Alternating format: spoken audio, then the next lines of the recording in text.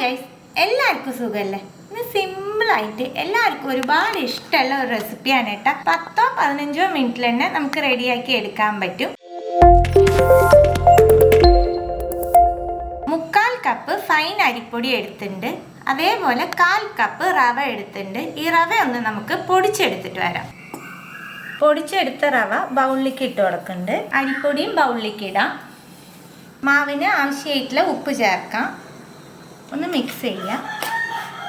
തിളച്ച വെള്ളം ചേർത്ത് മാവ് നല്ല ഫൈനായിട്ട് കുഴച്ചെടുക്കാം. നമ്മൾ കുഴച്ചെടുത്തു.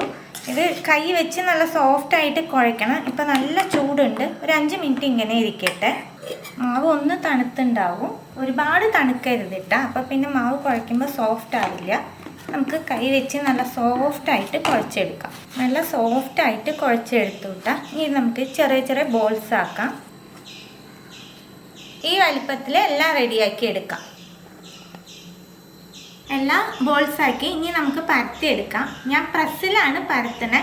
നിങ്ങൾക്ക് വേണമെന്നുണ്ടെങ്കിൽ ചപ്പാത്തി പലകയിലും പരത്താട്ടോ. ഏതിലായാലും കുഴപ്പമില്ല. പ്രസ്സിൽ ഒരു കവർ വെച്ചിട്ടുണ്ട് കേട്ടോ. കവറിൻ്റെ മുകളിൽ കുറച്ച് എണ്ണ സ്പ്രെഡ് ചെയ്യുന്നുണ്ട്. 2 ഭാഗത്ത് എണ്ണ സ്പ്രെഡ് ചെയ്ത് കൊടുക്കുക. ജസ്റ്റ് ഒന്ന് പ്രസ് ചെയ്ത് കൊടുത്താൽ മതി കേട്ടോ.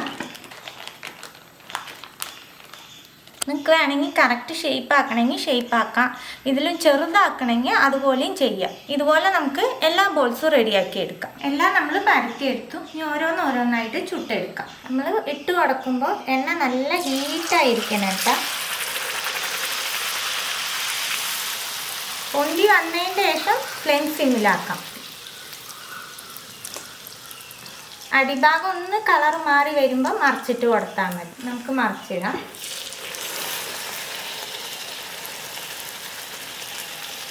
ഇപ്പോൾ ഒരെണ്ണ റെഡിയായി. നമുക്ക് എണ്ണയിൽ നിന്ന് മാറ്റാം.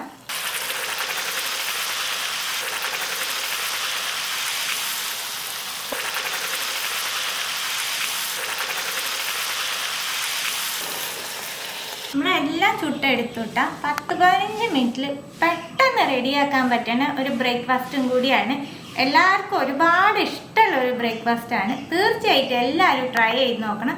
ട്രൈ ചെയ്ത് നിങ്ങളുടെ ഫീഡ്ബാക്കൊക്കെ അറിയിക്കുക. പുതിയ റെസിപ്പി ആയിട്ട് അടുത്ത വീഡിയോയിൽ കാണാം. See you. Bye.